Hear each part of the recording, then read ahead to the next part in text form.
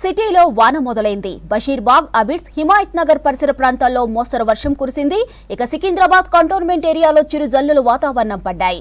Banjara hills, Jubilee hills, Mehdipatnam ఏరియాలో వాతావరణం చల్లబడింది. సిటీతో పాటు శివార్లలోనూ వర్షం పడింది.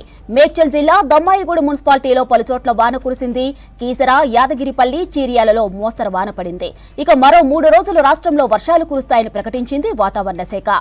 రుతుపవన ద్రోణి ప్రభావంతో భారీ వర్షాలు కురిసే ఛాన్స్ ఉందని తెలిపారు అధికారులు.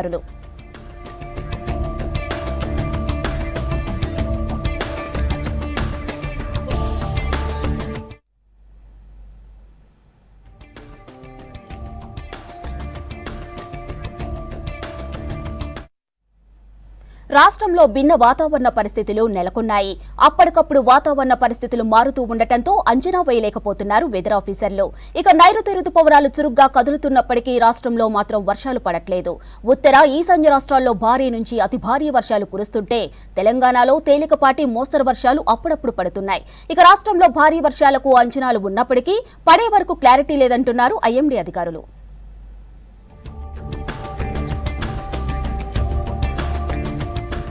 నైరుతి రుతుపవనాలు రాష్ట్రంలో అనుకున్న టైం కంటే వారం రోజులు ముందుగానే వచ్చాయి. మొదట్లో వర్షాలు పడినా తర్వాత మాత్రం పెద్దగా ప్రభావం చూపలేదు. మే నెలలో వర్షాలు మురిపిస్తే జూన్ నెలలో మాత్రం నిరాశపరిచాయి.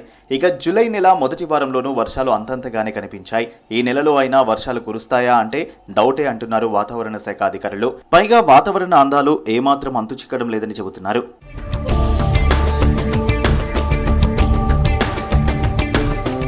నైరుతి రుతుపవనాలు చురుగ్గా కదులుతున్నా తెలంగాణ దగ్గరలో వర్షాలు కురిసేలా పరిస్థితులు ఎక్కువ లేవంటున్నారు వెదర్ ఆఫీసర్స్. వర్షాలు పడేలా కాస్త పరిస్థితులు ఉన్నప్పటికీ పడట్లేదంటున్నారు. జూన్ నెలలో వర్షాలు అంతగా పడలేదు. అడపదడప వర్షాలు తప్పితే పెద్దగా ఎక్కడా వర్షాలు కురవలేదు. దాదాపు జూన్ నెలలో కురవాల్సిన వర్షాల కంటే 25% లోటు వర్షపాతం నమోదైంది. జూలై నెలలో కాస్త అక్కడక్కడా చెదురుముదురు వర్షాలతో 12% లోటు వర్షపాతం ఉన్నట్లు చెబుతున్నారు వాతావరణ శాఖ అధికారులు. హెవీ రెయిన్ఫాల్ పడలేదు, కానీ మోడరేట్ రెయిన్ఫాల్ మనకి నిజామాబాదు, కామారెడ్డి, ఈ కుమరం భీము ఈ జిల్లాల్లో 2 నుంచి 3 సెంటీమీటర్లు రైన్ఫాల్, చెదురుమదురు వర్షాలు అయితే రికార్డ్ అయ్యాయండి. రాష్ట్రంలో 2 నుంచి 3 సెంటీమీటర్ల వరకే వర్షాలు రికార్డ్ అయ్యాయి. ఈశాన్య అరేబియన్ సముద్ర ప్రాంతం నుంచి మధ్యప్రదేశ్, విదర్భ, ఛత్తీస్గఢ్, ఒడిస్సా మీదుగా మనకి గ్యాంగటిక్ వెస్ట్ బెంగాల్ దగ్గర ఒక 2 రోజుల నుంచి అల్పపీడన ప్రాంతం కొనసాగుతోంది. ఆ అల్పపీడన ప్రాంతం వరకు ద్రోణి అయితే ఇంకా కొనసాగుతోంది. జూలై నెలలో మంచి వర్షాలు కురుస్తాయని లాంగ్ రేంజ్ ఫోర్కాస్ట్ లో ఉన్నప్పటికీ డౌటే అంటున్నారు వెదర్ ఆఫీసర్లు. జూలై నెలలో 3, 4వ వారంలో విస్తారంగా వర్షాలు కురుస్తాయని అధికారులు భావిస్తున్నారు. కానీ అది కూడా ఖచ్చితంగా చెప్పలేకపోతున్నారు. నైరుతి రుతుపవనాల్లో కదలిక ఉన్నప్పటికీ తెలంగాణ దగ్గరలో ఎలాంటి సినాప్టిక్ కండిషన్స్ కనిపించట్లేదని చెబుతున్నారు వెదర్ ఆఫీసర్ శ్రీనివాస్. రుతుపవనాలు అయితే ప్రస్తుతం మనం చురుకుదనం లేదంటానికి లేదండి. ఎందుకంటే మనకి ఉత్తర భారతదేశంలో విస్తృతంగా వర్షాలు పడుతున్నాయి. అలాగే మనకి పశ్చిమ తీర ప్రాంతంలోని కర్ణాటక, గోవా, కొంకణ్ ప్రాంతంలో కూడా భారీ వర్షాలు, అత్యంత భారీ వర్షాలు రెగ్యులర్గా పడుతున్నాయి. సో మాన్సూన్ మనం మైల్డ్గా ఉంది అంటానికి లేదు. మాన్సూన్ చురుగ్గానే ఉన్నప్పటికీ ఓన్లీ మన తెలంగాణ, ఆంధ్రప్రదేశ్, రాయలసీమ ఈ ప్రాంతంలో మనకి పెద్దగా వర్షాలు పడటం లేదు. ఓన్లీ క్లౌడీనెస్సే కంటిన్యూ అవుతుంది. వచ్చే 3 రోజుల పాటు రాష్ట్రంలో మోస్తరు వర్షాలు కురుస్తాయని తెలిపారు వాతావరణ శాఖ అధికారులు. ప్రస్తుతం ఈశాన్య బంగాళాఖాతంలో కొనసాగుతున్న రుతుపవన ద్రోణితో పాటు ఈశాన్య అరేబియా సముద్రం నుండి బంగాళాఖాతం వరకు కొనసాగుతున్న మరో ద్రోణి వల్ల రాష్ట్రంలో వర్షాలు పడే ఛాన్స్ ఉందంటున్నారు అధికారులు.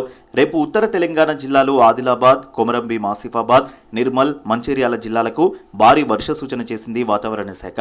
మిగిలిన జిల్లాల్లో గంటకు 30 నుంచి 40 కిలోమీటర్ల వేగంతో ఈదురుగాలులతో కూడిన తేలికపాటి నుంచి మోస్తరు వర్షాలు అక్కడక్కడ కురిసే ఛాన్స్ ఉందంటున్నారు. రాష్ట్రంలో పలుచోట్ల ఆకాశం మేఘావృతంగా ఉన్న వర్షాలు మాత్రం పడట్లేదు. అంతుచిక్కని వాతావరణంతో భిన్నమైన పరిస్థితులు ఉన్నాయి. జూలైలో సాధారణం లేదా సాధారణం కంటే అధిక వర్షపాతానికి అంచనాలు ఉన్నప్పటికీ వానలు పడే అవకాశాలు తక్కువ అంటున్నారు వెదర్ ఆఫీసర్స్. సిటీలో ఆషాఢమాస బోనాలు ఘనంగా జరుగుతున్నాయి. గత నెల 26న గోల్కొండ కోటలో జగదాంబిక మహంకాళి అమ్మవారికి మొదటి బోనం సమర్పించిన తరువాత రాష్ట్ర వ్యాప్తంగా బోనాల సందడి మొదలైంది. ఇక బోనాల పండుగ కోసం ప్రభుత్వం 20 కోట్ల నిధులు రిలీజ్ చేసింది. ఇప్పటికే ఆలయాలకు చెక్కులు పంపిణీ కార్యక్రమం మొదలైంది. ఇక అంబరపేట మహంకాళి దేవాలయంలో బోనాల ఏర్పాట్లపై అధికారులతో సమీక్షా సమావేశం నిర్వహించారు మంత్రి పొన్నం ప్రభాకర్.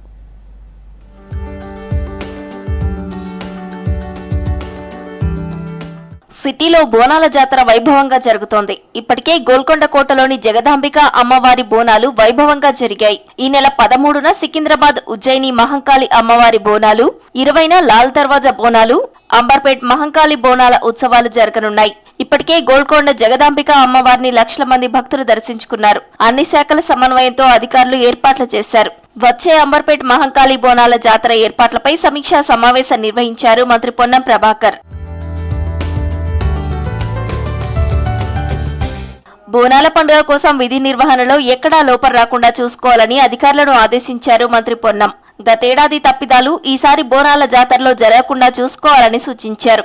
జంట నగరాల్లో 3,000కు పైగా దేవాలయాల్లో బోనాల ఉత్సవాల పూజలు జరగనున్నట్లు తెలిపారు మంత్రి పొన్నం ప్రభాకర్. బోనాల ఉత్సవాలకు ఎక్కడా ఇబ్బంది లేకుండా ఏర్పాట్లు చేశామన్నారు మంత్రి పొన్నం.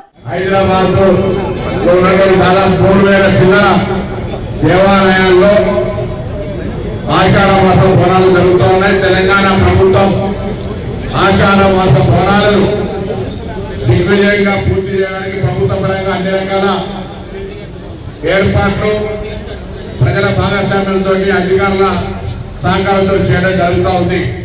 నగరంలో పోలీస్, ట్రాఫిక్, జీహెచ్ఎంసీ, రెవెన్యూ, దేవాదాయ శాఖ అధికారులు సమన్వయం చేసుకుని పనిచేయాలన్నారు మంత్రి పొన్నం. ఆషాఢమాస బోనాల సందర్భంగా అధికారులు డ్యూటీ కాకుండా గొప్ప సేవ చేసే అవకాశం దొరికిందని, విధి నిర్వహణలో ఎక్కడా అలసత్వం వహించకుండా ఏర్పాట్లు చేయాలన్నారు. ఈవ్ టీసింగ్ లేకుండా మహిళా పోలీసులను ఏర్పాటు చేయాలని, అమ్మవారి ఊరేగింపు రోజు రోపు ఏర్పాటు చేసి ప్రత్యేక పోలీసు బృందాలను ఏర్పాటు చేయాలన్నారు. నల్లపోచమ్మ దేవాలయం దగ్గరికి తీసుకెళ్లే మహిళా భక్తులకు చైన్ స్నాచింగ్ జరగకుండా రక్షణ చర్యలు చేపట్టాలన్నారు. ఏర్పాట్ల పరంగా ఇక్కడ ఇబ్బందులు ఉన్నదని క్షేత్రస్థాయి అధికారులతో కూడా రివ్యూ చేస్తా ఉన్నాం. దీని సందర్భంగా వివిధ డిపార్ట్మెంట్ అధికారులందరూ విజ్ఞప్తి చేస్తా ఉన్నాం. ఇది డ్యూటీ ఏదో మనం ఉద్యోగం చేస్తున్నాం అనేది కాకుండా ఒక దైవభక్తి, దేవుడి ఆషాఢ మాస బోనాల సందర్భంగా మనకి ఒక గొప్ప సేవ చేసేటువంటి అవకాశం దొరికింది. ఈ ఆషాఢ మాస బోనాల సందర్భంలో ఈ పదవి బాధ్యత ద్వారా ఈరోజు ఇక్కడ జరిగేటువంటి ఆషాఢ మాస బోనాల ఉత్సవాల్లో ప్రజలకు సౌకర్యాలు కలిగించే విషయం లోపల విధి నిర్వహణ పరంగా ఎక్కడ కూడా అలసత్వం కానీ ఇబ్బంది కానీ.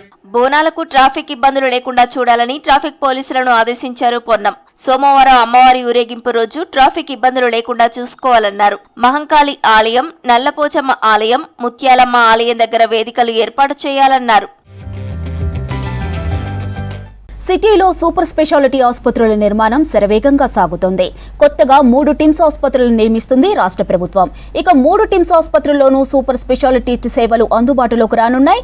ఎల్బీ నగర్లో న్యూరాలజీ, సనత్ నగర్లో కార్డియాక్, ఆల్వాల్లో గ్యాస్ట్రో ఎంట్రాలజీ సేవలు రానున్నాయి. ఇక 3 టిమ్స్ ఆసుపత్రులను 1000 పడకల చొప్పున నిర్మించి కార్పొరేట్ స్థాయిలో సేవలు అందించనున్నారు. ఇందుకు సంబంధించి మరింత సమాచారం శ్రీశైలం అందిస్తారు. ఆఫ్ మెడికల్ సైన్సెస్ తెలంగాణ రాష్ట్ర ప్రభుత్వం ప్రతిష్టాత్మకంగా తీసుకొని చేపట్టినటువంటి నిర్మాణాలు. హైదరాబాద్లో గాంధీ ఉస్మానియాల మీదనే భారం పడుతుండటంతో ప్రజలకు మరింతగా వైద్య సేవలు విస్తృతం చేయాలి, వాళ్ళ దగ్గరకు చేర్చుకురావాలి. దాంతోపాటు సూపర్ స్పెషాలిటీ సేవలను కూడా అందుబాటులోకి తీసుకురావాలనే ఉద్దేశంతో తెలంగాణ రాష్ట్ర ప్రభుత్వం టిమ్స్ను అందుబాటులోకి తీసుకొస్తుంది. దీనికి సంబంధించి సనత్ నగర్, అదేవిధంగా ఎల్బీ నగర్, దాంతోపాటు అల్వాల్, ఈ 3 చోట్ల కూడా టిమ్స్ పేరుతోని హాస్పిటల్స్ నిర్మాణం చేస్తుంది. ఒక్కోటి 1000 పడకలతోని చేపడుతున్నారు. అన్నీ కూడా సూపర్ స్పెషాలిటీ సేవలు అందించే విధంగా ఇక్కడ నిర్మాణాలు చేస్తున్నారు. దీనికి సంబంధించి శరవేగంగా పనులు జరుగుతున్నాయి. ఈ మధ్యనే సీఎం రేవంత్ రెడ్డి కూడా టిమ్స్ హాస్పిటల్కి సంబంధించి ఒక ప్రకటన కూడా చేశారు. ఏదైతే టిమ్స్ హాస్పిటల్ నిర్మాణం జరుగుతుందో అవి తొందరగా పూర్తి చేసి ఈ డిసెంబర్ కల్లా ప్రజలకు అందుబాటులోకి తీసుకొచ్చే విధంగా ప్రయత్నం చేయాలని చెప్పి అధికారులకు ఆదేశించారు. R&B ఆధ్వర్యంలో ఈ టిమ్స్ నిర్మాణం జరుగుతుంది. ప్రజెంట్ మనం సనత్ నగర్ నుండి టిమ్స్ హాస్పిటల్ దగ్గర ఉన్నాం. ఇక్కడ చూసినట్లయితే ఆల్మోస్ట్ ఇది 1-2 నెలల్లోనే ప్రభుత్వానికి అప్పగించేటువంటి తరీకన పనులు జరుగుతున్నాయి.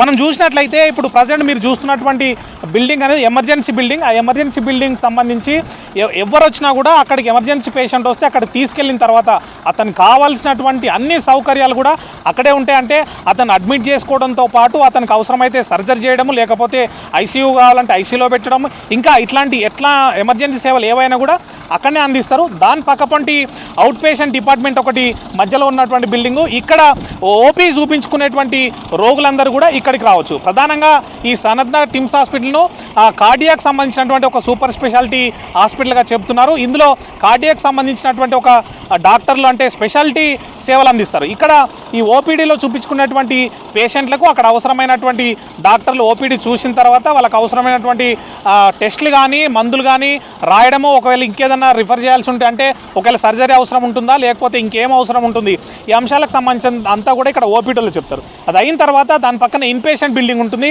ఆ ఇన్పేషెంట్ బిల్డింగ్లో రోగులు ఎవరైనా ఈ సర్జరీ కానీ ఇంకొకటి కానీ అడ్మిట్ అయిన పేషెంట్లందరినీ కూడా ఇన్పేషెంట్ బిల్డింగ్లో ఉంటారు. మొత్తం 300 ఐసీయూ బెడ్లు అయితే మిగిలిన ఇన్పేషెంట్ బెడ్లు 700 ఉన్నాయి. దీంతో 1000 బెడ్లకు సంబంధించినటువంటి నిర్మాణం ఇక్కడ జరుగుతుంది. మరి దాంతోపాటు ఇక్కడ ప్రతిదీ కూడా లేటెస్ట్ టెక్నాలజీతో నిర్మాణం కానీ ఎక్విప్మెంట్ పరంగా కానీ లేకపోతే టెస్ట్ల పరంగా కానీ ఏదైనా కూడా ఒక లేటెస్ట్ పరిజ్ఞానం ఉండే విధంగా జాగ్రత్తలు తీసుకుంది. దీంతోపాటు ఒకవేళ ఎవరైనా ఎమర్జెన్సీ పేషెంట్తో పాటు వచ్చిన వాళ్ళు కానీ ఇన్పేషెంట్తో వచ్చిన వాళ్ళు కానీ వాళ్ళు ఉండాలి అంటే ఇప్పుడున్న ప్రజెంట్ హాస్పిటల్లో ఇబ్బంది ఉంది కాబట్టి ఇక్కడ ఒక ధర్మశాల కూడా ఏర్పాటు చేస్తున్నారు. దాంట్లో ఏంటంటే వచ్చినటువంటి పేషెంట్లు ఉచితంగా వాళ్ళు ఉండే విధంగా వచ్చినటువంటి పేషెంట్కి తోడుగా ఉండే వాళ్ళందరూ కూడా ఉండే విధంగా అక్కడ ఏర్పాటు చేస్తున్నారు. దాని పక్కనే ఒక యూటిలిటీ బిల్డింగ్ కూడా ఏర్పాటు చేస్తున్నారు. అదేంటి అంటే ఈ మెయింటెనెన్స్ సంబంధించి ఒకవేళ ఏసీ కానీ ఎలక్ట్రిక్ కానీ ఇంకొకటి ఏ అంశం అయినా కూడా ఆ యూటిలిటీ బిల్డింగ్ నుంచే ఆపరేషన్ జరుగుతుంది. దానికి సంబంధించి కూడా ఒక బిల్డింగ్ ఏర్పాటు చేస్తుంది. దీంతోపాటు ఈ ప్రధాన బిల్డింగ్ వెనకాల ఒక అడ్మినిస్ట్రేషన్ బిల్డింగ్ కూడా ఉంది. అక్కడ ఏదైతే హాస్పిటల్ సంబంధించిన అడ్మినిస్ట్రేషన్ అంతా కూడా అక్కడ చూసుకుంటారు. దాంతోపాటు ఒక మార్చరు కూడా ఏర్పాటు చేస్తున్నారు.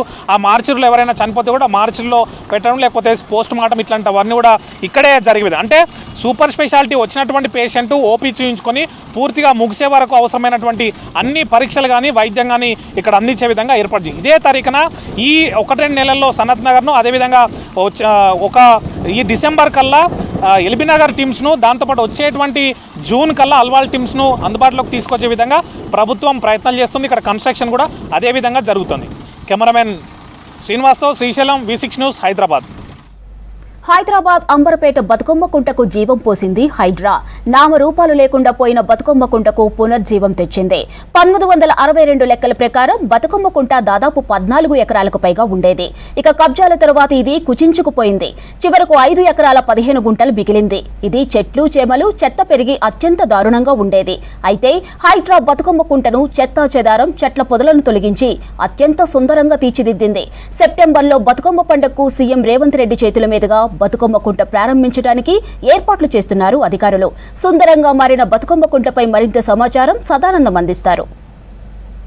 కూల్చడమే కాదు నిర్మించడం కూడా అని ప్రూవ్ చేస్తుంది. సో దీనిలో భాగంగానే చెరువుల సుందరీకరణలో భాగంగా అంబర్పేటలో ఉన్నటువంటి బతుకమ్మ కుంటకు తిరిగి పునరుజ్జీవం కల్పించింది హైడ్రా.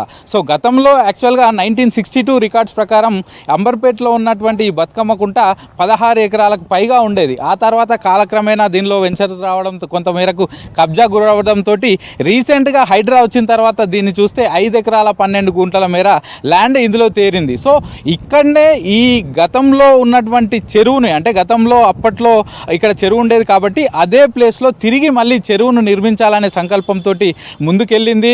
మిగిలినటువంటి 5 ఎకరాల 12 గుంటల భూమిలోనే ఈ చుట్టుపక్కల ఉన్న ఇండ్లను ఎక్కడా డిస్టర్బ్ చేయకుండా ఏ ఇండ్లను కూల్చేయకుండా ఈ చెరువు సుందరీకరణ పనులు చేపట్టింది. HMDAతో కలిసి మొత్తం 7 కోట్ల రూపాయలతోటి ఈ చెరువును పూర్తిగా సుందరీకరించాలి, గతంలో ఎలాగైతే ఉండేదో తిరిగి అలాగే తీసుకురావాలనే ఉద్దేశంతో తిరిగి ఈ చెరువుకు సుందరీకరించే పని చేపట్టింది. సో ప్రస్తుతానికి ఇక్కడ మనం చూస్తున్నాం కదా, almost 70% of the works complete అయిపోయాయి.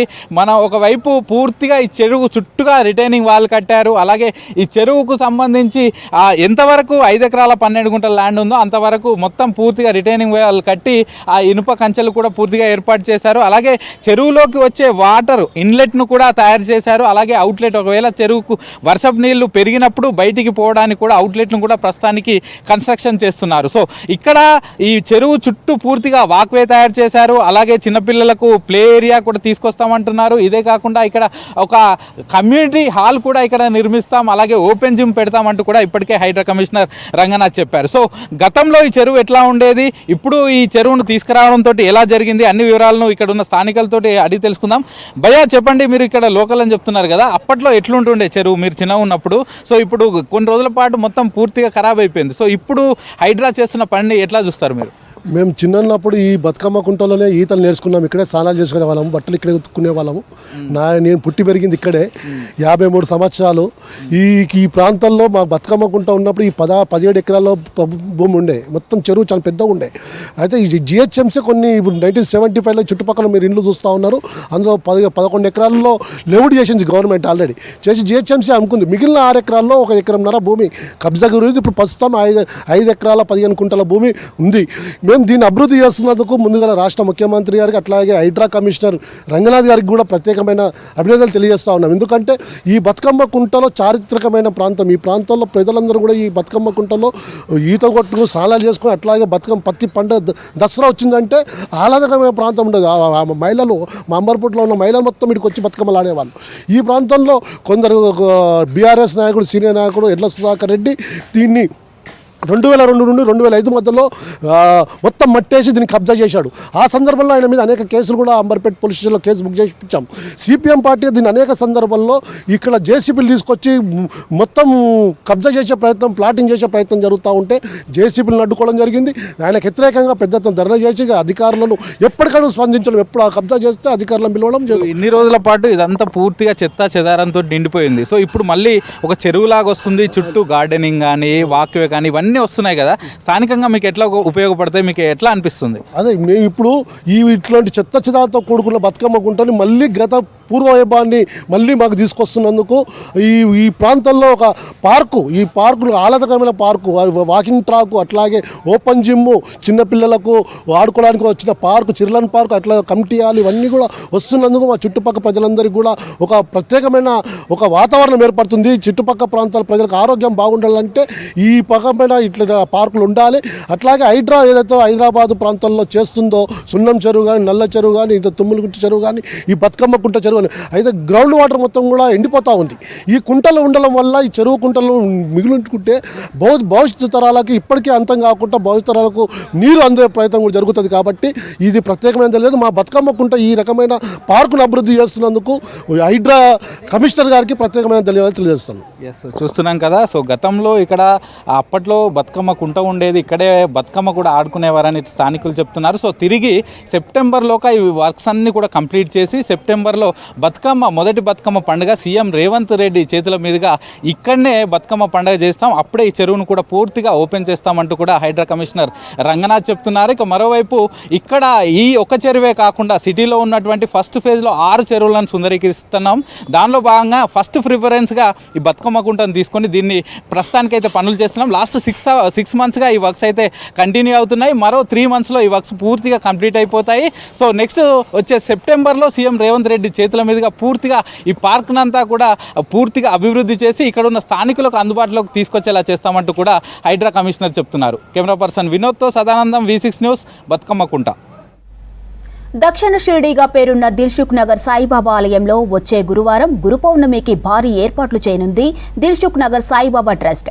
ఇక రేపటి నుండి 11 వరకు 3 రోజుల పాటు గురు పౌర్ణమి వేడుకలు నిర్వహిస్తామని తెలిపారు సాయిబాబా ఆలయ చైర్మన్ శ్యామ్ కుమార్. 36 ఏళ్లుగా దిల్సుఖ్ నగర్ సాయిబాబా ఆలయంలో గురు పౌర్ణమి వేడుకలు ఘనంగా నిర్వహిస్తున్నామని చెప్పారు. భక్తులకు ఎలాంటి ఇబ్బందులు లేకుండా అన్ని ఏర్పాట్లు చేస్తున్నామన్నారు. ప్రతి ఏటా గురు పౌర్ణమి సందర్భంగా బాబా దర్శనానికి 80,000 మంది భక్తులు వస్తారని, ఈసారి 1,00,000 మంది వచ్చే ఛాన్స్ ఉందన్నారు. గురు పూర్ణిమ ఈ సంవత్సరం గురువారం వచ్చింది. భక్తులకి ఎటువంటి అసౌకర్యం కలగకుండా అన్ని రకాల ఏర్పాట్లు చేస్తున్నాం. అదేవిధంగా వయోవృద్ధులకు కానీ, దివ్యాంగులకు కానీ అందరికీ కూడా ప్రత్యేక సదుపాయాలు డైరెక్ట్గా దర్శనం చేసే ఏర్పాటు చేస్తున్నాం. బాబావారు వచ్చే భక్తులందరికీ కూడా అన్ని వేల మందికి కూడా ఉదయం నుంచి సాయంత్రం వరకు, రాత్రి వరకు కూడా బాబావారి యొక్క అన్నప్రసాదం ఏర్పాటు చేస్తున్నాం. భక్తులకు ఎలాంటి ఇబ్బంది లేకుండా పోలీస్ వారి సహకారము, మున్సిపల్ వారి సహకారము, ఏమైనా అవసరాన్ని బట్టి మెడికల్ కూడా ఏర్పాటు చేయడం జరిగింది. ఆ రోజు పొద్దున్న నుంచే మనకు 5 o'clock నుంచే రష్ ఎలానో ఉంటుంది. పొద్దున నాదస్వరం, తర్వాత అభిషేకము, తర్వాత సాయి ఏకాహము, 24 గంటలు ఓం సాయి శ్రీ సాయి జై జై సాయి.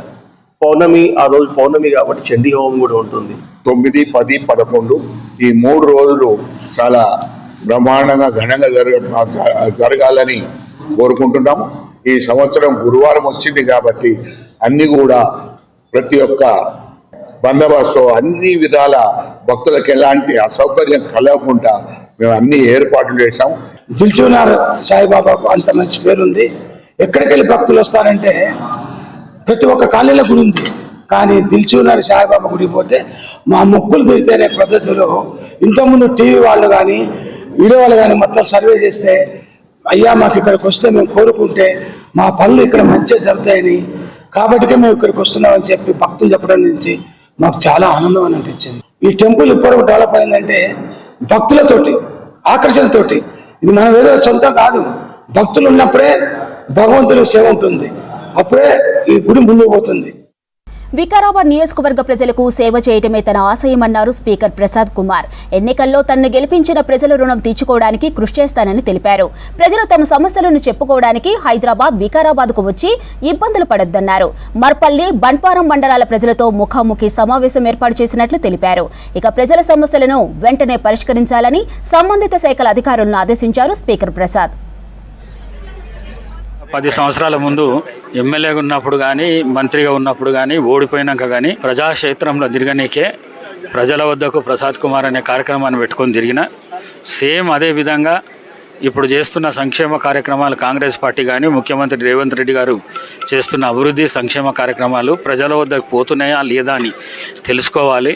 మరి ప్రజలకు న్యాయం జరిగే విధంగా ప్రయత్నం చేయాలనే ఉద్దేశంతోనే ప్రజాక్షేత్రంలో పట్ల తిరగడం జరుగుతున్నది. తప్పకుండా రాబోయే రోజులల్లో ఇట్లా కాకుండా పల్లె పల్లె తిరిగే కార్యక్రమం కూడా పెట్టుకొని ప్రభుత్వ సంక్షేమ కార్యక్రమాలు ప్రతి ఇంటికి చేరే విధంగా ప్రయత్నం చేస్తా అని చెప్పేసి తెలియజేసుకుంటాం. సంగారెడ్డి జిల్లా పాసమైలారం సిగాచి ఫ్యాక్టరీ ప్రమాద స్థలాన్ని నేషనల్ డిజాస్టర్ మేనేజ్మెంట్ అథారిటీ బృందం పరిశీలిస్తుంది.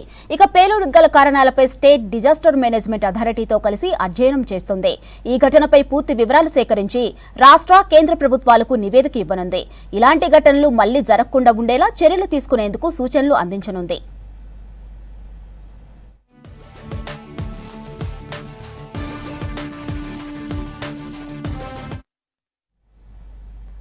సైబర్ నేరగాళ్లు మరోసారి రెచ్చిపోయారు. సికింద్రాబాద్కు చెందిన ఆర్మీ రిటైర్డ్ లెఫ్టినెంట్ కల్నల్ ని మోసం చేశారు. ఈ నెల 6న వాట్సాప్తో ఏపీకే ఫైల్ పంపించారు. ఆయన కారు ట్రాఫిక్ నియమాలు ఉల్లంఘించిందని ₹1000 ఫైన్ చెల్లించాలన్నారు. అది నిజమని నమ్మి ఏపీకే ఫైల్ ను డౌన్లోడ్ చేసి ఇన్స్టాల్ చేశారు రిటైర్డ్ లెఫ్టినెంట్ కల్నల్. కొద్దిసేపటి తర్వాత అతని ఎస్బీఐ క్రెడిట్ కార్డు నుంచి 2 విడతలుగా ₹120,000 కట్టయ్యాయి. దీంతో హైదరాబాద్ సైబర్ క్రైమ్ పోలీసులకు ఫిర్యాదు చేశారు army retired lieutenant colonel.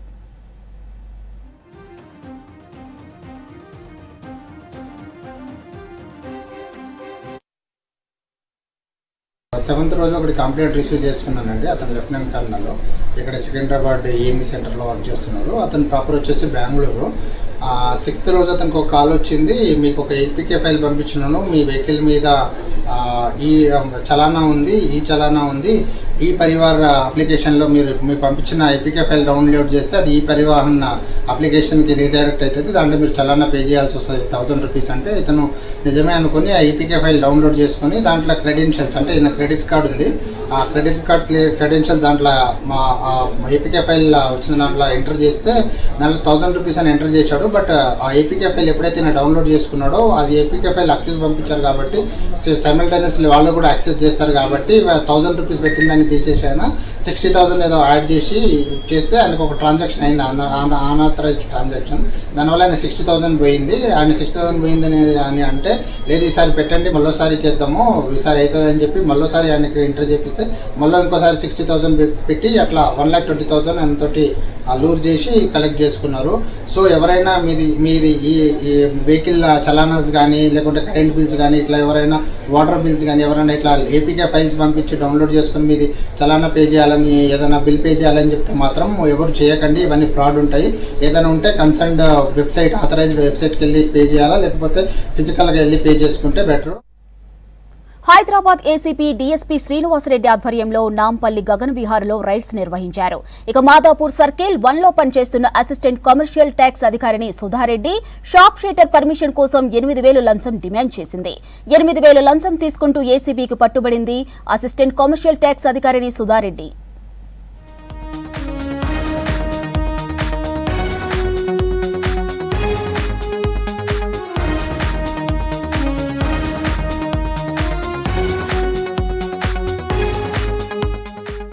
Hyderabad ACB DSP Srinivasareddy ఆధ్వర్యంలో నాంపల్లి గగన్ విహార్లో రైడ్స్ నిర్వహించారు.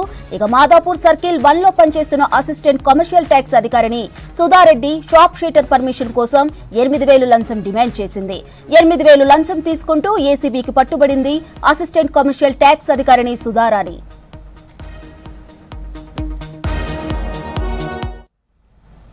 రంగారెడ్డి జిల్లాలో అక్రమ నిర్మాణాలను హైడ్రా అధికారులు కూల్చివేశారు. రాజేంద్ర నగర్లో పార్కు స్థలం కబ్జా చేశారంటూ నలంద నగర్ వెల్ఫేర్ అసోసియేషన్ సభ్యులు హైడ్రాకు ఫిర్యాదు చేశారు.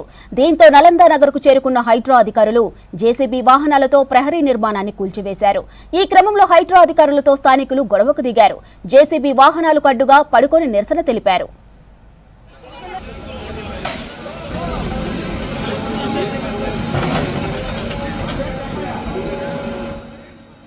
తమ పట్టా భూముల్లో తాము నిర్మాణం చేసుకున్నామని పట్టాదారులు వాదించారు. హైదరాబాద్ విలేజ్ సర్వే నెంబర్ 16లో 1000 గజాల పార్కు స్థలం కబ్జా చేసి ప్రహరీ నిర్మించారని అధికారులకు ఫిర్యాదు అందింది. ఇక గోడ కూల్చివేత సమయంలో భారీగా పోలీస్ బందోబస్తు ఏర్పాటు చేశారు. ఎలాంటి నోటీసులు ఇవ్వకుండా కూల్చివేతలు చేపట్టడం సరికాదంటున్నారు పట్టాదారులు.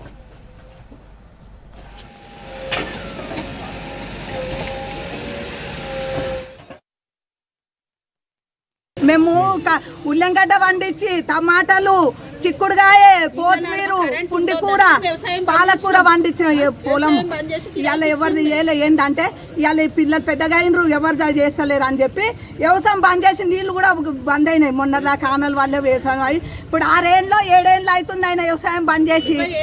ఎక్కర 4 గుంటలు పొలము, పట్ట పొలం, మా పట్ట పొలంలో ఎవడిచ్చిండో మరి గోడ గులుస్తూ. అయ్యో ఈ జాగ గురు మాకు సంబంధం లేదు, అవతల గోడ గులగొట్టి అంటే అందరు జరుగుతారంట, మా పొలంలో పోతారంట. ఈ గోడ గులగొట్టింది, అందుకే గోడ గులగొట్టాలంటే నా మీకలు చేసి పెక్కిమంటున్నా. ఇలా గోడ గులగొట్టాలంటే నా మీకలు ఎక్కియాలి, ఆ గోడ గులగొట్టాలి. మేము కన్న కష్టం చేసుకొని మేము నిలబెట్టాం. ఏమైనా పెద్దల నుంచి వచ్చిన ఆస్తి. బోయినపల్లి పోలీస్ స్టేషన్ పరిధి అస్మత్పేటలో నిన్న రాత్రి విజయ్ దుర్గా వైన్స్ దగ్గర జరిగిన హత్యాయత్నం కేసును ఛేదించారు పోలీసులు. ఎండీ అబ్దుల్ మజీద్ అలియాస్ రమీజ్ పై అబ్దుల్ సలాం అలియాస్ అబ్బు అనే రౌడీ షీటర్ మద్యం మత్తులో కత్తితో దాడి చేసినట్టు గుర్తించారు. అతన్ని అరెస్ట్ చేశారు పోలీసులు. ఇక రౌడీ షీటర్ అబ్బుపై గతంలో అల్వాల్ పిఎస్లో 3, బోయినపల్లి పిఎస్లో 3 కేసులున్నాయని తెలిపారు ACP Gopalakrishna. Boinapally police station పరిధిలోనే 7వ తారీఖు నాడు నైట్ అరౌండ్ 11 ఆ టైంలో ఈ అబ్దుల్ సలాం అని అల్వాల్ పోలీస్ స్టేషన్ పరిధిలో రౌడీ షీటర్. ఇతనిపై గతంలో ఒక 4 కేసులు కూడా ఉన్నాయి. 3 అల్వాల్ పోలీస్ స్టేషన్లో, అదేవిధంగా బోయినపల్లిలో నిన్న రాత్రి అటెంప్ట్ మర్డర్ తోటి కలిపి 2 కేసులు. ఇతను రౌడీ షీటర్. అయితే ఇతను వైన్ షాపు సమీపంలో అబ్దుల్ మజీద్ అనే వ్యక్తి మోటార్ సైకిల్ మీద పోతున్నప్పుడు అతన్ని ఇంటర్సెప్ట్ చేసి డబ్బులు తీసుకోవడానికి ప్రయత్నించగా అతను రెసిస్ట్ చేసిండు. వెంటనే ఇతని దగ్గరున్న కత్తితోటి, ఈ బటన్ నైఫ్ అంటారు, దాంతో దాడి చేయటం జరిగింది. ఈ మజీద్కి చాలా తీవ్రమైన గాయాలని. వెంటనే 100 డయల్ తోటి మా సిబ్బంది వచ్చి ఇమీడియట్లీ అతన్ని హాస్పిటల్ షిఫ్ట్ చేయడం జరిగింది. ప్రస్తుతం అతనైతే అవుట్ ఆఫ్ డేంజర్. ఈ అబ్దుల్ సలాం మీద ఈ అటెంప్ట్ మర్డర్ కింద కేసు నమోదు చేసినాం. మా టీము ఈరోజు ఎర్లీ మార్నింగ్ అతన్ని పికప్ చేయడం జరిగింది. అతన్ని కూడా ఈ రిమాండ్ నిమిత్తం కోర్టులో ప్రొడ్యూస్ చేయడం జరుగుతుంది. రాష్ట్రంలో డ్రగ్స్ మహమ్మారి చాప కింద నీరులా సాగుతోంది. కొకైన్, హెరాయిన్తో పాటు గంజాయి, హ్యాష్ ఆయిల్ బారిన పడుతున్నారు స్టూడెంట్స్. ఇక దీంతో విద్యా సంస్థల్లో అవగాహన కార్యక్రమాలు నిర్వహిస్తున్నట్లు తెలిపారు కూకట్పల్లి ఏసీపీ రవికిరణ్ రెడ్డి. డ్రగ్స్ అమ్మేవారే నిందితులనే భావన చాలా మందిలో ఉంటుందని, ప్రస్తుత చట్టాలకు అనుగుణంగా డ్రగ్స్ విక్రయించే వారితో పాటు సేవించే వారిపై కూడా కేసులు నమోదు చేస్తున్నామన్నారు.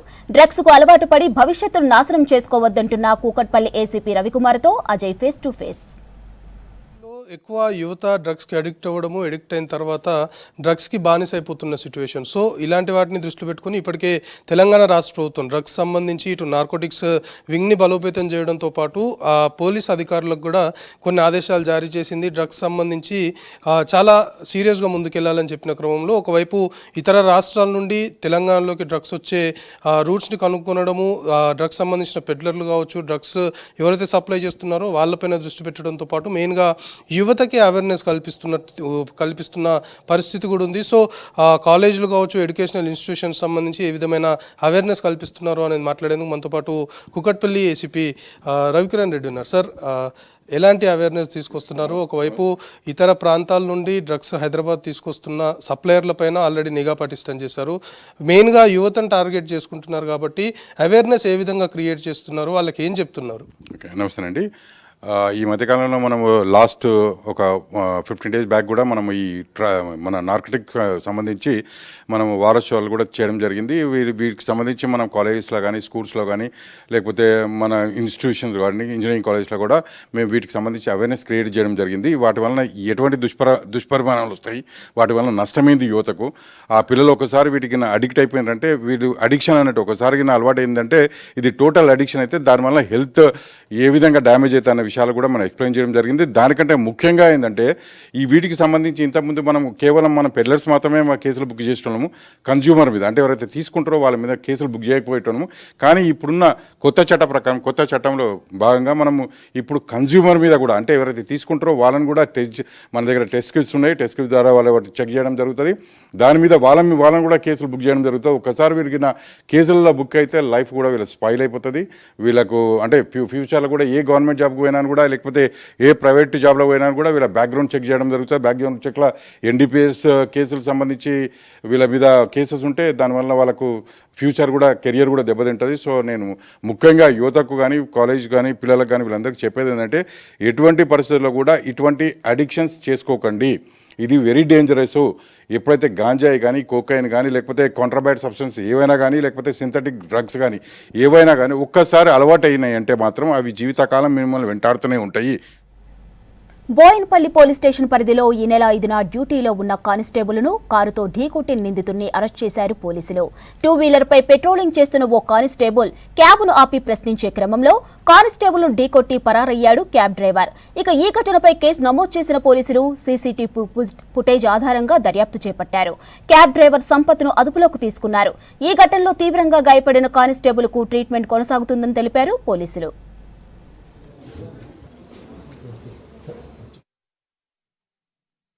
నైట్ ఎటువంటి క్లూ దొరకలేదు.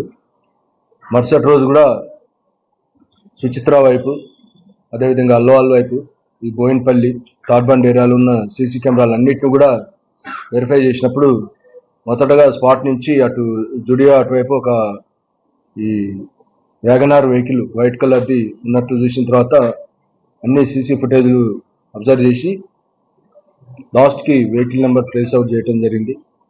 ఈ వెహికల్ని ఈ సంపత్ కుమార్ అనే ఇతను హైర్గా తీసుకొని క్యాబ్ అనేది నడిపిస్తున్నారు. ఆ జీపీఎస్ ఇతర టెక్నాలజీ తోటి అతన్ని దిల్సుఖ్నగర్ ఏరియాలో పికప్ చేయడం జరిగింది. ఈ డిఐ సర్దార్ నాయక్ నేతృత్వంలోని టీం తర్వాత అతని పిఎస్ తీసుకొచ్చి విచారించగా నేరాన్ని కన్ఫెస్ చేయడం జరిగింది. మోకిలా పోలీస్ స్టేషన్ పరిధిలో భారీగా గంజాయి పట్టుకున్నారు రాజేంద్రనగర్ పోలీసులు. ఒడిశాలో గంజాయి కొనుగోలు చేసి రాజేంద్రనగర్లో విక్రయిస్తూ ఉండగా పోలీసులు పట్టుకున్నారు. సుమారు 37 కిలోల గంజాయిని ఎస్ఓటీ పోలీసులు సీజ్ చేశారు. ఇక 4 వ్యక్తులను అరెస్ట్ చేశారు. పట్టుబడ్డ గంజాయి విలువ 25 లక్షలు ఉంటుందని పోలీసులు చెప్పారు.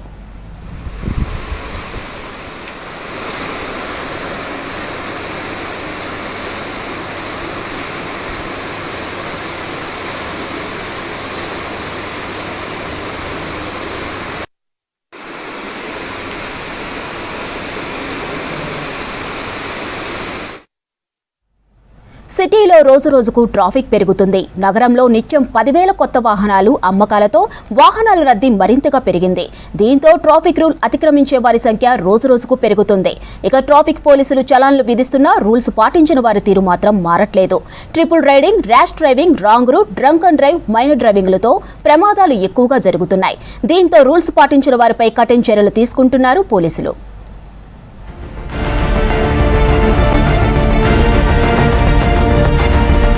సిటీలో రోజురోజుకు వాహనాలు పెరుగుతున్నాయి. నిత్యం వందలాది కొత్త వాహనాలు రోడ్లపైకి వస్తున్నాయి. లక్షల్లో వాహనాలు తిరుగుతున్నాయి. ముఖ్యంగా ఉదయం, సాయంత్రం వేళల్లో భారీగా ట్రాఫిక్ జామ్ అవుతోంది. అయితే నగరంలో చాలా మంది ట్రాఫిక్ రూల్స్ పాటించడం లేదు. నిబంధనలు పాటించాలని పోలీసులు ఎన్ని విధాలుగా అవగాహన కల్పించినా కొందరు వాహనదారులు మాత్రం పట్టించుకోవట్లేదు. రోజు వందలాది ట్రాఫిక్ ఉల్లంఘనలు జరుగుతున్నాయి. రోజు ట్రాఫిక్ పోలీసులు చలాన్లు విధించడంతో పాటు కేసులు నమోదు చేస్తున్నప్పటికీ కొందరు మారడం లేదు. నగరంలో ఎక్కువగా మైనర్లు వాహనాలు నడుపుతూ పోలీసులకు పట్టుబడుతున్నారు. మైనర్లకు వాహనాలు ఇస్తున్న తల్లిదండ్రులు కూడా కోర్టులకు వెళ్లాల్సి వస్తున్నా తీరు మాత్రం మార్చుకోవడం లేదు. రాంగ్ రూట్, ర్యాష్ డ్రైవింగ్ తో ప్రజలను ఇబ్బందులు పెడుతున్నారు. ట్రిపుల్ రైడింగ్ తో పాటు మైనర్లు వాహనాలు నడుపుతూ ప్రమాదాలకు కారకులవుతున్నారు. హెవీ వెహికల్స్ ను వేగంగా డ్రైవ్ చేస్తూ కంట్రోల్ చేయలేక ప్రమాదాల బారిన పడుతున్నారు మైనర్లు. దీంతో మైనర్లతో పాటు మిగతా వాహనదారులు, ప్రయాణికులు ప్రమాదానికి గురవుతున్నారు. ఎవరైతే వైలేటర్స్ ఉంటుందో వాళ్ళ మీద మేము ప్రత్యేకంగా చర్యలు తీసుకుంటున్నాం. పర్టికులర్లీ రాంగ్ సైడ్ డ్రైవింగ్ చూడండి మీరు. చాలా ప్లేసుల్లో వాళ్ళు యూటర్న్ దూరం ఉన్న కాడ ఏం చేస్తారంటే దూరం తగ్గించుకోవడం గురించి టక్కున ఆపోజిట్లో వస్తారు. ఆ ప్లేస్లో ఆపోజిట్లో రావడం వల్ల ఏమైందంటే ఎవరైతే హానెస్ట్గా రెగ్యులర్గా రూట్లో వెళ్ళాలో వాళ్ళు వెళ్ళే వాళ్ళకి వీళ్ళు రావడం వల్ల యాక్సిడెంట్ అయ్యి వాళ్ళతో పాటు వీళ్ళు కూడా సఫర్ అవుతారు. అంటే ఏం తప్పు చేయని వాళ్ళు కూడా సఫర్ అవుతారు. అందుకని మేము దాని మీద కూడా మా రీసెంట్గా దాని డ్రైవ్ నడుస్తుంది. సిపి గారి ఆదేశాల మేరకు ఇప్పుడు మా జాయింట్ సిపి ఆదేశాల మేరకు రాంగ్ సైడ్ డ్రైవింగ్ ఉన్నారు మనం ఆ వెహికల్ రిస్ట్రైన్ చేస్తుంది. మనం కోర్టుకు పంపిస్తాం. కోర్టులో వాళ్ళకి ఫైన్ పడుతుంది. ఇంకా ఏదైనా మన డేంజరస్ డ్రైవింగ్ కింద కూడా మనం వాళ్ళకి ఫైన్ కూడా పడుతుంది. మైనర్ల కదలికలపై తల్లిదండ్రులకు ఫోకస్ ఉండాలంటున్నారు పోలీసులు. ట్రాఫిక్ రూల్స్ అతిక్రమించే వారిపై హైదరాబాద్ కమిషనరేట్ పరిధిలో ప్రత్యేక డ్రైవ్స్ నిర్వహిస్తున్నట్లు తెలిపారు. Minor driving, drunk and drive తో పాటు స్కూల్ బస్సులు, వ్యాన్లు నడిపే డ్రైవర్లను సైతం ప్రత్యేకంగా తనిఖీలు నిర్వహించి చట్టపరంగా చర్యలు తీసుకుంటున్నారు. రూల్స్ వైలేట్ చేయడం వల్ల ప్రమాదాలు జరిగి అమాయకులు బలయ్యే అవకాశం ఉందంటున్నారు పంజగుట్ట ఏసీపీ హరిప్రసాద్. మైనర్స్ మన డ్రైవ్ నడుస్తుంది ఇప్పుడు కూడా ప్రజెంట్ మైనర్ డ్రైవింగ్. పేరెంట్స్ ఎవరైతే ఉన్నారో వాళ్ళు మైనర్స్కి మేము ఇవ్వద్దని మా పోలీస్ శాఖ తరఫున మరొకసారి విజ్ఞప్తి చేస్తున్నాం. ఎందుకంటే వాళ్ళకి మెచ్యూరిటీ లెవెల్ తక్కువ ఉంటుంది. వాళ్ళు పోవాల్సిన వేగం కన్నా కూడా నియంత్రణ లేకపోవడం వల్ల పోయి ఎక్కడైనా హిట్ ఇచ్చి డాష్ చేసి వాళ్ళు ప్రమాదానికి లోను కావడమే కాకుండా ఇన్నోసెంట్స్ కూడా బలవుతారు. కాబట్టి ఆ పేరెంట్స్కి విజ్ఞప్తి చేస్తున్నాం. పర్టికులర్ మైనర్ డ్రైవింగ్లో ఏమైందంటే మనం పట్టుకున్నప్పుడు మైనర్కితో పాటు ఆ ఇచ్చినటువంటి వెహికల్ ఇచ్చిన పేరెంట్స్ కూడా వాళ్ళ మీద కూడా కేసు నమోదు చేయడం జరుగుతుంది. పేరెంట్స్ని కూడా ఆ కోర్టుకు పంపించడం జరుగుతుంది. మద్యం మత్తులో వాహనాలు నడపడంతో రోడ్డు ప్రమాదాలు ఎక్కువగా జరుగుతున్నాయి. Jubilee Hills, Banjara Hills, SR Nagar, pension office, Madhapur ఏరియాల్లో యాక్సిడెంట్లు అవుతున్నాయి. పబ్స్ నిర్వహణ ఈ ప్రాంతాల్లో ఎక్కువగా ఉండడంతో అర్ధరాత్రులు ఎక్కువగా రోడ్డు ప్రమాదాలు జరుగుతున్నాయంటున్నారు పోలీసులు. డ్రంక్ చేయడం వల్ల మనం జూబ్లీ చెక్ పోస్ట్లో దాదాపు మనం బంజారా హిల్స్ లోపల road number 12, Vengalarao park, Panjagutta circle ఈ ఏరియాలో చాలాసార్లు జరిగిన సంఘటనలు. అవి ఇప్పుడు ఈ మధ్యకాలంలో మేము కాకుండా స్ట్రిక్ట్గా మనం డ్రంక్ అండ్ డ్రైవ్ కండక్ట్ చేసినాము. 185A కింద, అదేవిధంగా 130 MV యాక్ట్ కింద కూడా 170 MV యాక్ట్లో కూడా మనం కేసులు నమోదు చేయడం జరుగుతుంది.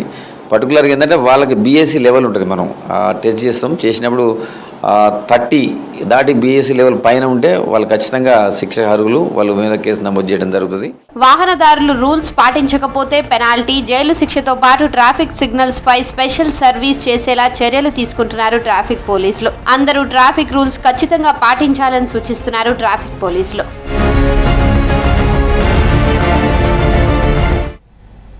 ఒకప్పుడు సాఫ్ట్వేర్ ఉద్యోగం అంటే యువతకు అది కళ. లక్షల్లో జీతం, వీకెండ్స్, హాలిడేస్. ఒక్కసారి ఐటీ ఉద్యోగం వచ్చిందంటే చాలు లైఫ్ స్టైలే మారిపోతుంది. బ్రాండెడ్ క్లాత్స్, కార్లు, వీకెండ్స్లో ఫ్రెండ్స్తో షికారు, బిందాస్ లైఫ్. ఇదంతా ఒకప్పుడు. ఇప్పుడు ఐటీ జాబ్ చేయాలన్నా ఆల్రెడీ ఐటీ ఉద్యోగం చేస్తున్న ఎంప్లాయీస్ భయపడే పరిస్థితి వచ్చింది. కారణం పలు దిగ్గజ సంస్థలు 6 నెలల్లో 1,00,000కు పైగా ఉద్యోగులను తొలగించాయి. సాఫ్ట్వేర్ సంస్థల్లో లేఆఫ్స్ పర్వం కొనసాగుతోంది. 6 నెలల్లో దాదాపు 1,00,000కు పైగా ఉద్యోగులని తొలగించాయి దిగ్గజ ఐటీ కంపెనీలు. ఈ ట్రెండ్ మరింత కొనసాగే అవకాశం ఉంది. రోజు రోజుకు వస్తున్న లేటెస్ట్ టెక్నాలజీ వల్ల ఐటీ సెక్టార్లో జాబ్ ఎప్పుడు ఊడుతోందోనన్న భయాందోళనలో ఉంటున్నారు ఉద్యోగులు. ఇక ఐటీ హబ్ గా పేరున్న హైదరాబాద్ లోని ఇదే కొనసాగే అవకాశం ఉందంటున్నారు ఐటీ ఎక్స్పర్ట్స్. గతంలో కోవిడ్ ఎఫెక్ట్ అన్ని రంగాలపై చూపించింది. 2022లో ఒక్క ఐటీ సెక్టార్లోనే దాదాపు 1,65,000, 2023లో 2 లక్షల పైన ఐటీ ఉద్యోగులను సంస్థలు తొలగించాయి. దీంతో చాలా మంది ఇబ్బందుల్లో పడ్డారు. రోజు రోజుకు వస్తున్న టెక్నాలజీ వల్ల ఉద్యోగాలు పోతూనే ఉన్నాయి. క్రాస్ కటింగ్ పేరుతో గత ఏడాది దాదాపు 1,00,000 మందిని ఆయా సంస్థలు తీసేస్తే ఇప్పుడు ఆటోమేషన్, ఆర్టిఫిషియల్ ఇంటెలిజెన్స్, రీసెషన్ వల్ల ఈ ఏడాదిలో గడిచిన 4 నెలల్లోనే దాదాపు 70,000 ఉద్యోగాలు పోయాయి. లేఆఫ్ల్లో ఎక్కువగా బాధితులుగా మిగిలేది దిగువ స్థాయి ఉద్యోగులే. కానీ వీరితో పాటు పై స్థాయి అంటే ఎక్కువ ప్యాకేజీలు ఉండేవాళ్లను సైతం ఆయా సంస్థలు తీసేస్తున్నట్లు సమాచారం. ఆటోమేషన్, ఏఐ సంక్షోభం కారణంగా చేపట్టే కాస్ట్ కటింగుల్లో మొదట బలయ్యేది వీరే. ఎంట్రీ లెవెల్ ప్రోగ్రామర్లు, సాఫ్ట్వేర్ టెస్టర్లు అధికంగా ఉంటారు. వీరి స్థానాలను ఏఐ భర్తీ చేస్తుంది. కోడింగ్, డీబగ్, సాఫ్ట్వేర్ ఆప్టిమైజేషన్ వంటి పనులన్నీ పూర్తి సామర్థ్యంతో అతి తక్కువ ఖర్చుతో ఏఐ ద్వారానే చేపడతారు. దీంతో మైక్రోసాఫ్ట్, అమెజాన్, గూగుల్, మెటా లాంటి దిగ్గజ సంస్థలు సైతం ఉద్యోగులను తొలగిస్తున్నాయి.